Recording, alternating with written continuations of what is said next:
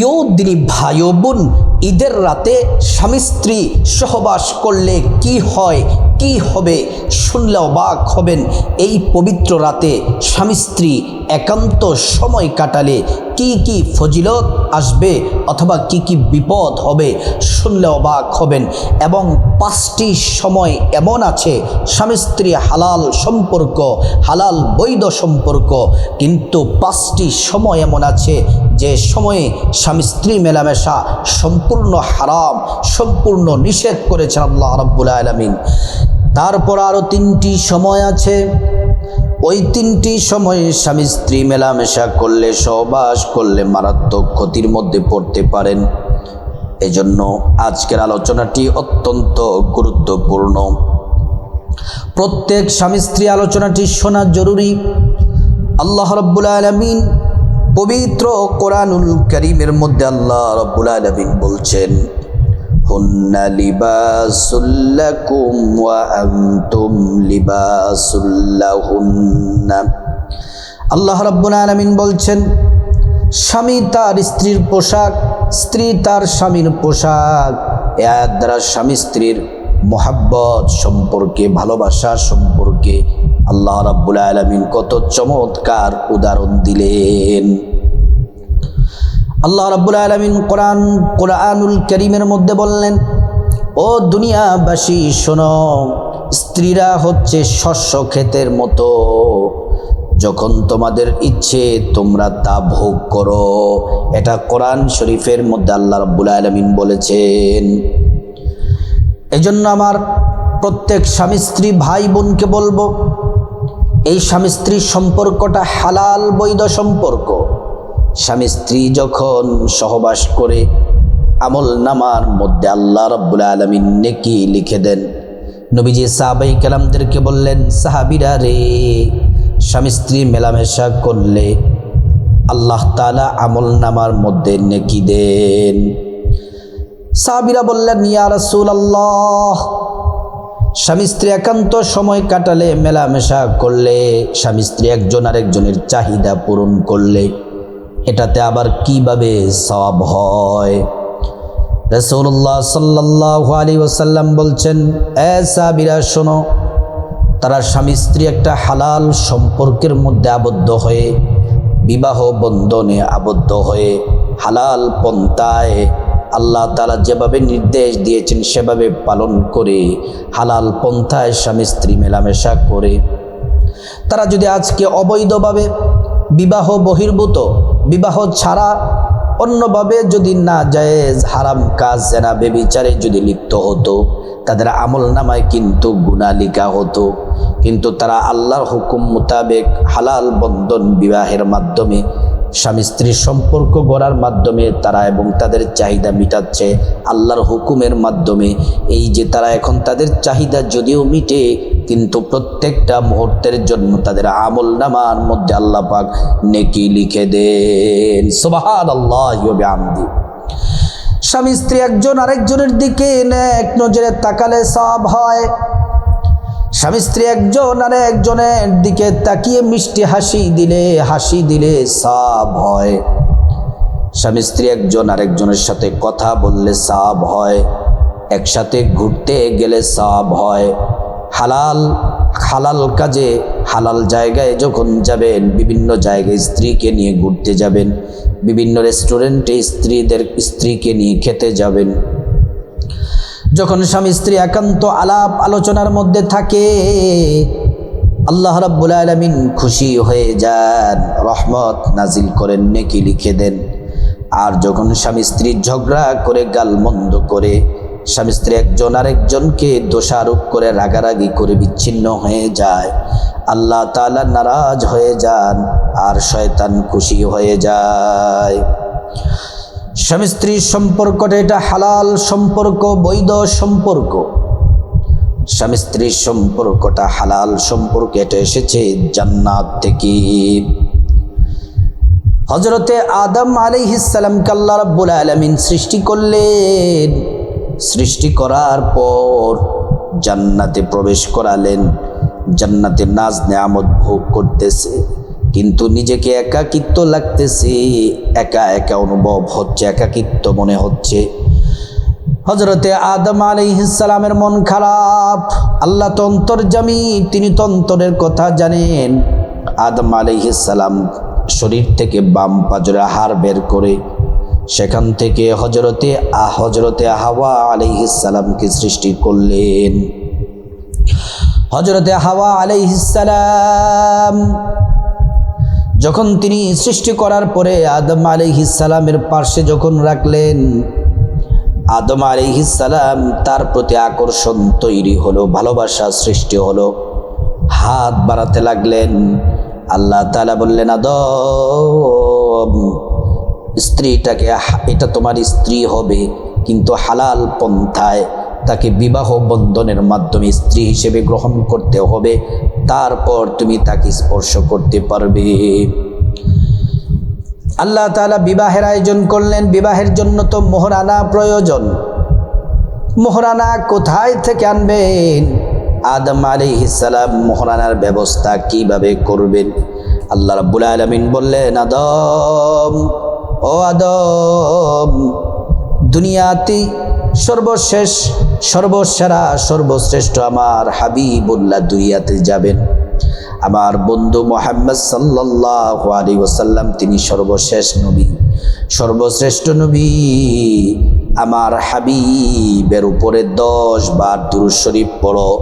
10 বার যদি দুরূদ পড়ো, তোমার বিয়ের মোহরানা আদায় হয়ে যাবে। আল্লাহু আকবার। হযরতে আদম আলাইহিস সালাম 10 বার দুরূদ পড়লেন, বিবাহের মোহরানা আদায় হয়ে গেল, স্বামী স্ত্রীর হালাল বন্ধন হয়ে গেল। সেখান থেকে আল্লাহ কোরআনে বলছেন, ইয়া আইয়ুহান নাসু ইন্না খালাকনাকুম মিন যাকারিন ওয়া উনসা ওয়া জাআলনাকুম শুউবান ওয়া ক্বাবাইলা লিতাআরাফু। আল্লাহ রাব্বুল আলামিন বললেন, ও দুনিয়ার মানুষ, শুনে নাও, আমি প্রথমে একজন সৃষ্টি করেছি, তারপর একজন থেকে আরেকজন, তারপরে আল্লাহ তাআলা বলেন জোড়ায় জোড়ায় জাতি, গোষ্ঠী, গোত্র, সারা দুনিয়াতে আমি আল্লাহ তাআলা মানব সৃষ্টি করেছি। আল্লাহু আকবার। এজন্য স্বামী স্ত্রী হালাল সম্পর্ক। স্ত্রীর 4টা জায়গায় যদি আপনি চুমু দেন, আল্লাহ তাআলা আপনার উপর কল্যাণ দান করবেন, আয় রুজিতে বরকত দিবেন, সংসারে সুখ শান্তি আসবে, সংসারে আল্লাহ পাকের রহমত নাজিল হবে, আল্লাহ খুশি হয়ে যান। 1 নাম্বার হলো স্ত্রীর 2 গালের নরম জায়গার মধ্যে চুমু দিবেন। স্ত্রীর 2 গালের মধ্যে চুমু দেওয়া। 2 নাম্বার হচ্ছে স্ত্রীর নিচের ঠোঁটের মধ্যে চুমু দেওয়া। 3 নাম্বার হচ্ছে হাতের উল্টা পিঠে, যখন আপনি বাহির থেকে আসবেন অথবা যে কোনো সময় স্ত্রীর হাতের উল্টা পিঠের মধ্যে চুম্বন করা। তারপরে স্ত্রীর কপালের মধ্যে চুম্বন করা, 2 চোখের মাঝখানে, চোখের পাপড়ির মধ্যে চুম্বন করা। এইগুলা যদি আপনি স্ত্রীর চুম্বন করেন, আল্লাহ তাআলা আপনার উপর কল্যাণ দান করবেন। স্ত্রী যদি খুশি থাকে, স্বামীর প্রতি যদি স্ত্রী রাজি খুশি থাকে, আল্লাহ খুশি হয়ে যান। আর স্ত্রীর প্রতি যদি স্বামী রাজি খুশি থাকে, আল্লাহ খুশি হয়ে যান। প্রিয় মা বোনেরা, ঈদের রাতে স্বামী স্ত্রী সহবাস করলে, মেলামেশা করলে কি হয়, শুনতে থাকুন, সুন্দর সমাধান পেয়ে যাবেন। তার আগে আপনাদেরকে বলতে চাই, স্বামী স্ত্রী হালাল সম্পর্ক, কিন্তু 5টি সময় এমন আছে স্ত্রী আপনার হালাল, স্ত্রী আপনার, কিন্তু ওই সময় আপনার যদিও আপনার যৌবনের চাহিদা থাকে, তাহলেও আপনি স্ত্রী সহবাস করা হারাম। যদি করেন, আল্লাহ নারাজ হয়ে যায়, আরশ কাঁপতে থাকে, আল্লাহ তাআলা আপনার উপর আযাব গজব দিবেন, পরিবারে অশান্তি বিপদ আসবে। আর এই কাজগুলা এই সময়ে যদি আপনি হারাম থাকা সত্ত্বেও আল্লাহর বিধান যদি লঙ্ঘন করেন, তাহলে আপনি দুনিয়াতে ক্ষতিগ্রস্ত হবেন, আখিরাতে ক্ষতিগ্রস্ত হবেন। 5টি সময় স্বামী স্ত্রী সহবাস করা হারাম। 1 নাম্বার হলো আমার মা বোনেরা, স্ত্রীরা যারা আছেন, প্রত্যেক মা বোনের প্রত্যেক মাসে নির্দিষ্ট একটা সময় আছে, ওই সময়ে প্রত্যেক মাসে তাদের হায়েজ হয়। কোরআনে আল্লাহ রাব্বুল আলামিন বলেন, ইয়াসআলুনাকা আনিল মাহিদি কুল হুয়া আদা। আল্লাহ রাব্বুল আলামিন এটা নারীদের জন্য নির্দিষ্ট করে দিয়েছেন, প্রত্যেক মাসে তাদের এটা হায়েজ হবে, অতিরিক্ত রক্ত তাদের শরীর থেকে বের হবে। এটা অনেক কষ্টের। হায়েজের সময়টা নারীদের জন্য, মা বোনদের জন্য অনেক কষ্টের। এজন্য ওই সময় তাদেরকে দূরে রাখা যাবে না, আলাদা খাটের মধ্যে রাখা যাবে না, আলাদা রুমের মধ্যে রাখা যাবে না। আপনার স্ত্রীর যদি হায়েজ হয়, পিরিয়ড হয়, একই বিছানায় একই চাদরের নিচে ঘুমাবেন, চুম্বন করতে পারবেন। রাসূলুল্লাহ সাল্লাল্লাহু আলাইহি ওয়াসাল্লাম আম্মা জান আয়েশার সাথে রাত যাপন করার জন্য তিনি গেলেন। যাওয়ার পরে তিনি যখন একই বিছানার মধ্যে গেলেন, একান্ত সময় কাটাবেন আমাদের প্রিয় নবী, হঠাৎ করে আম্মা জান আয়েশার মনটা খারাপ হয়ে গেল। রাসূলুল্লাহ সাল্লাল্লাহু আলাইহি ওয়াসাল্লাম জিজ্ঞেস করলেন, আয়েশা রে, মনটা তোমার কেন খারাপ হলো? বলে, ইয়া রাসূলুল্লাহ, এই মাত্র আমার হায়েজ হয়েছে। নবীজি বললেন, আয়েশা, এটা তো তুমি ইচ্ছে করো নাই, ইচ্ছে করে করো নাই, আল্লাহর হুকুমে হয়েছে। আর নারীদের জন্য এটা প্রত্যেক মাসে আল্লাহ তাআলা নির্ধারিত করে দিয়েছেন। এজন্য মা বোনেরা, নারীদের পিরিয়ড মাসিক সর্বনিম্ন 3 দিন আর সর্বোচ্চ হলো 10 দিন। সর্বনিম্ন 3 দিন, সর্বোচ্চ 10 দিন। এই সময়ের মধ্যে যতদিন হতে পারে, 3 দিন, 4 দিন, 5 দিন, 6 দিন, 7, 8, 9, 10 দিন হতে পারে। এই সময়ের মধ্যে যতদিন হায়েজ থাকুক ততদিন পর্যন্ত স্বামী তার স্ত্রীর সাথে সহবাস করতে পারবে না, মেলামেশা করতে পারবে না। এই সময় মেলামেশা করা, সহবাস করা আল্লাহ রাব্বুল আলামিন নিষেধ করে দিয়েছেন। 2 নাম্বার হলো রোজা রাখা অবস্থায়। আল্লাহ তাআলা পবিত্র রমজান মাসে সাহরি খাওয়ার পর থেকে, রোজার নিয়ত করার পর থেকে, অর্থাৎ সাহরির শেষ সময়ের পর থেকে ইফতারের আগ পর্যন্ত দিনের বেলা স্ত্রী সহবাস করা আল্লাহ পাক হারাম করে দিয়েছে। আপনার হালাল, আপনার বৈধ স্ত্রী, তারপরেও আপনি স্ত্রীর সাথে রমজান মাসে দিনের বেলা মেলামেশা করা যাবে না, হারাম। যদি মেলামেশা করেন তাহলে আপনার রোজা ভেঙে যাবে, আল্লাহ তাআলা আপনাকে কঠিন শাস্তি দিবেন, কঠিন শাস্তি দিবেন।